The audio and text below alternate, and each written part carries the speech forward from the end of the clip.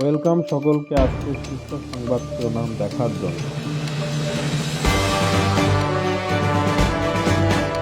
দীপু দাসকে জনতার হাতে তুলে দেন ফ্লোর ইনচার্জ। পিটিয়ে হত্যা ও মরদেহ পুড়িয়ে দেওয়ার ঘটনায় 10 জন গ্রেপ্তার। দিল্লিতে হাইকমিশনের সামনে বিক্ষোভ। মিরপুরে এনসিপির 6 নেতাকর্মীকে কুপিয়ে জখমের অভিযোগ। হাদি হত্যায় নাম এসেছে কয়েকজন রাজনীতিকের। বিএসএফ সদস্য আটক।